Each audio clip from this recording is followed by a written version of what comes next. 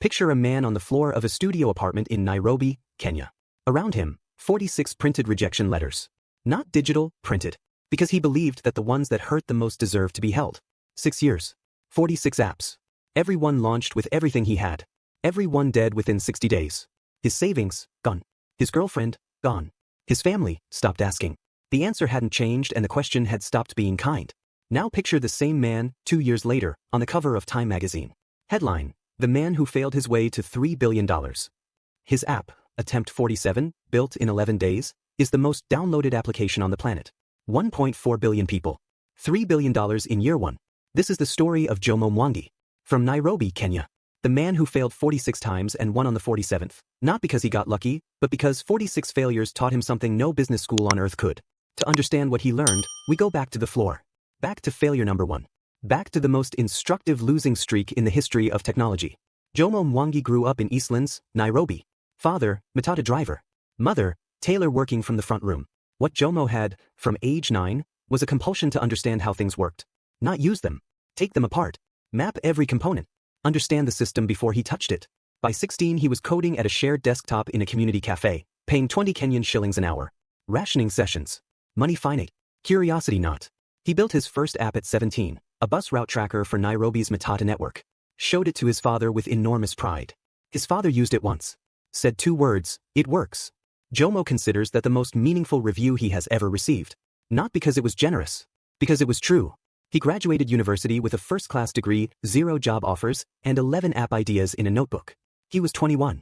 The real education was about to begin, and it would cost him everything. Failures 1 through 46 happen over 5 years. Each one is a complete, sincere effort. A prayer reminder app. A safety tool. A second-hand marketplace. A restaurant booking service. A social commerce platform for Nairobi's informal vendors. Every single one built with conviction. Every single one dead within 60 days. Some crash. Some find users who never return. Some die in silence, which is the worst kind.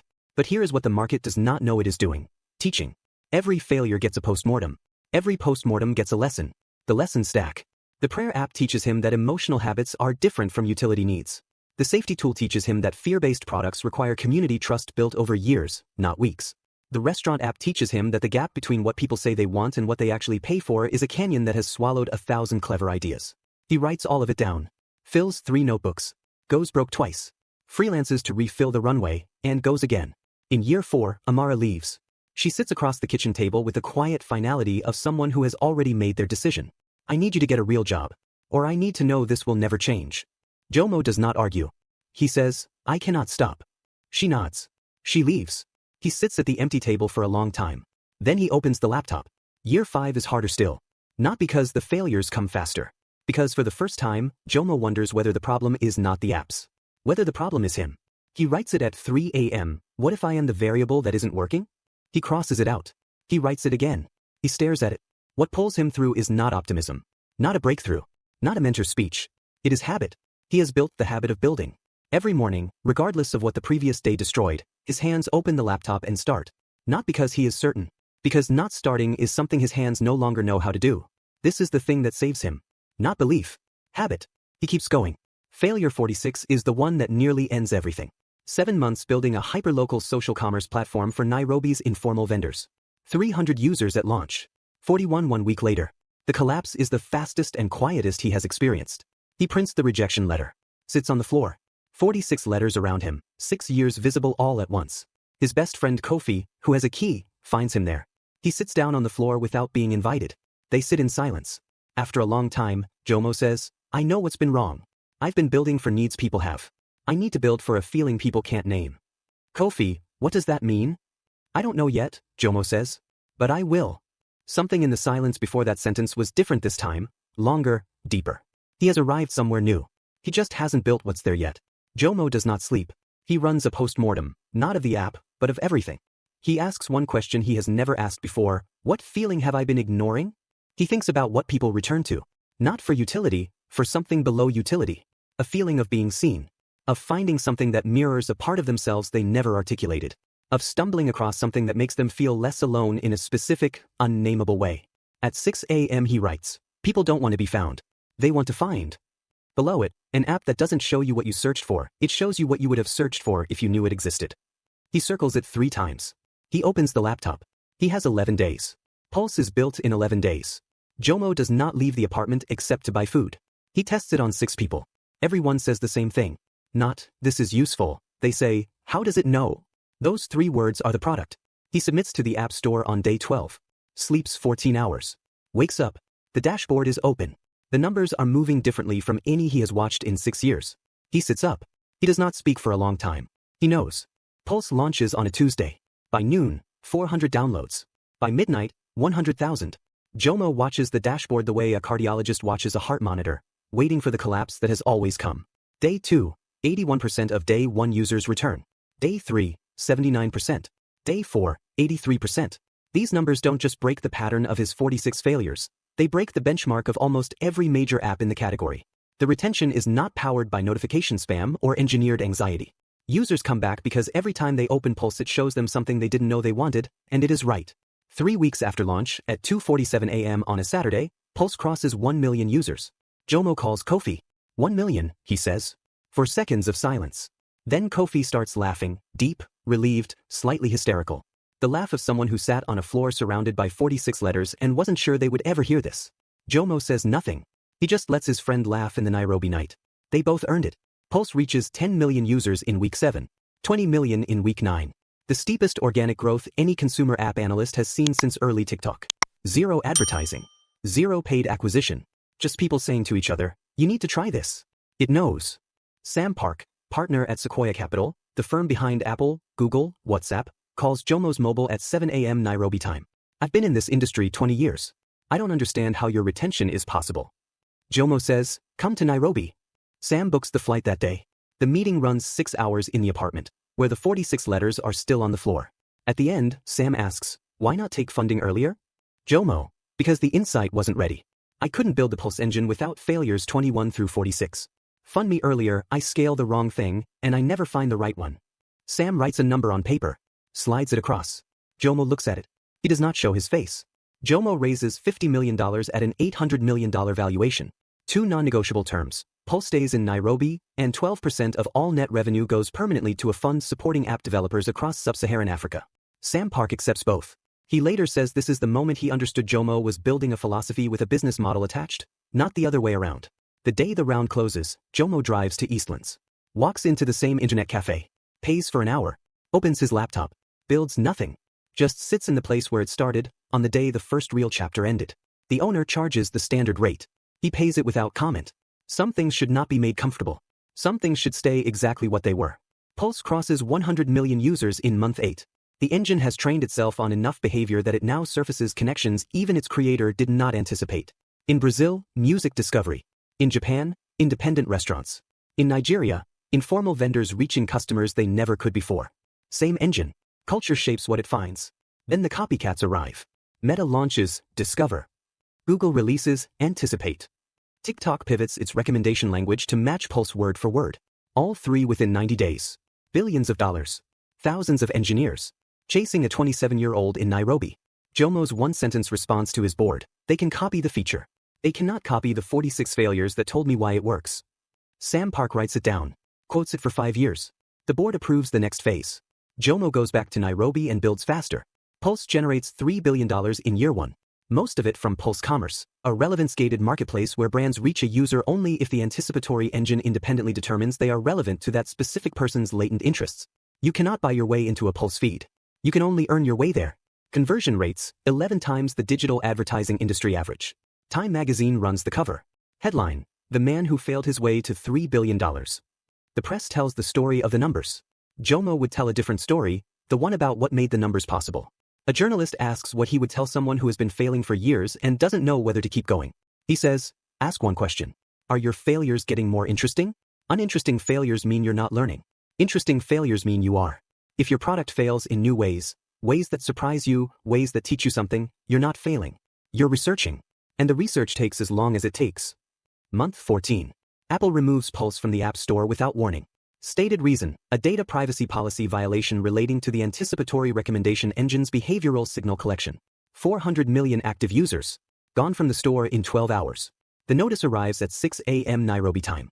By 6:30 a.m. Jomo is on calls with legal, engineering, and Sam Park simultaneously. By 8 a.m. he has a technical response addressing Apple's specific objections with architectural changes already implemented. By 10 a.m. he has a public statement. But here is what matters most. At 7 a.m., before the legal response, before the engineering fix, Jomo posts 6 sentences on X. He describes exactly what happened, Apple's concern, Pulse's position, and what they are doing about it. No PR language. No legal hedging. Just the truth, plainly from the founder. By noon, 2 million shares. Apple's policy team receives more user messages about Pulse's removal in 12 hours than they have received about any single app decision in their history. The app is reinstated in 48 hours. Transparency, it turns out, moves faster than lawyers. Meta offers $8 billion to acquire Pulse, the largest acquisition offer ever made for an African-founded technology company. Sam Park's honest assessment. The number is real, the terms are fair, taking it is rational. Jomo declines in 48 hours. One reason, the Pulse Fund. The 12% of net revenue directed to African developers. No acquirer will preserve that clause at the scale it needs to work. The fund is not a feature. It is the reason the company exists. A journalist asks if he fears leaving $8 billion on the table. He says, I spent 6 years building things that failed. I am not afraid of anything a number can represent. What I am afraid of is building something that works, and then letting it become something that doesn't. He says it simply, without drama, the way you state something that stopped needing emphasis a long time ago. It becomes the most quoted sentence of his career. Jomo's father David still drives a Matatu. Was offered a retirement gift. Declined. Driving is what David Mwangi does, and the offer felt like being asked to become someone else. He accepted one thing, a new vehicle. Same route. Every morning. Jomo comes home on Sundays. They eat together. After dinner, David puts down his fork and looks at his son. That first app, he says. The Matatu one. At 17, yes, says Jomo.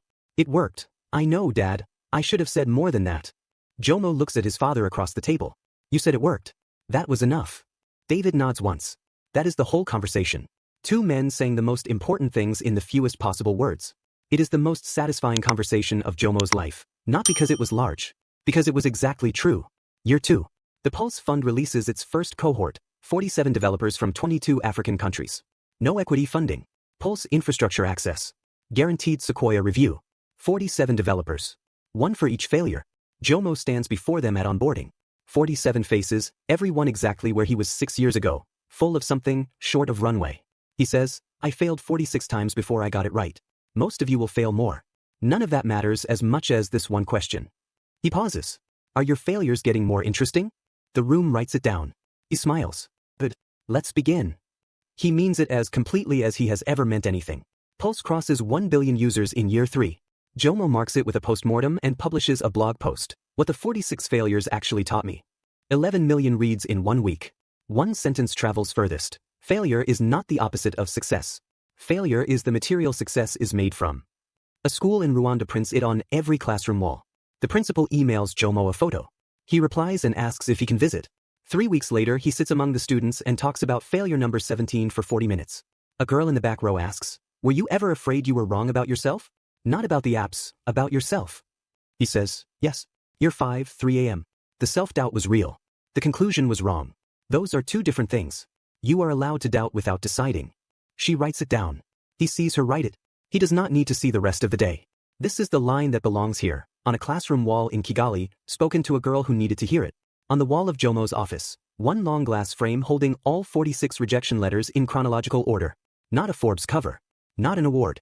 The letters. Every visitor looks at them. Every visitor asks. He says, each one is a lesson I paid for and cannot get anywhere else. The frame cost 3,000 shillings. The education behind the glass cost 6 years. Best investment I ever made. Second best. They ask what the best was. He says, attempt 47. Simply. Without drama. The way you state something that stopped needing emphasis a long time ago. The wall is not decoration. It is the entire argument. 46 red X's are not a record of failure. They are a record of research. And the research produced the right answer. It always would have. It just took as long as it took. 5 years after the floor. Pulse. 1.4 billion users, 190 countries. Pulse Commerce, $60 billion in economic activity, most of it for small and informal vendors in emerging markets who had no meaningful digital presence before Pulse existed. The Pulse Fund, 312 developers backed from 41 African countries. 7 have built companies worth over $100 million. Jomo Mwangi is 32. He drives a modest car. He still visits the Eastlands Cafe when he needs to think. The owner charges the standard rate. He pays it. Someone once asked what success actually feels like. He said, it feels like waking up and still wanting to open the laptop. After 6 years of failing, I was terrified that success would feel like stopping. It doesn't. It feels like the same morning, except the numbers are different and I can afford more than 1 hour. He pauses. I still pay for the hour though. Habit. He says it without a smile. He does not need one. Jomo judges a school tech fair. 15 students present apps. Most have already been rejected from the App Store once. They say this up front. With a mix of embarrassment and pride he recognizes precisely. He asks one question per project. What did failing teach you that succeeding wouldn't have? Some have answers. Some don't yet. He tells the ones who don't. The fact that you're here after the rejection means you're already doing it right. A 13-year-old presents a rejected homework help app. He asks Jomo, how many times did you fail? 46, Jomo tells him. The boy's eyes go wide. And you kept going? Every time. The boy looks at his phone showing the rejection notice. Then back at Jomo. Hey, he says. Just that. Jomo gives him a fist bump. He knows that boy. He was that boy. He knows exactly what okay means in that voice, after that pause, from someone who just decided to keep going. On Jomo's shelf, 31 notebooks in chronological order. Every one of them is a period of building, including the failures, especially the failures. Dates, decisions, mistakes, lessons. He lets researchers read them. He calls them public record.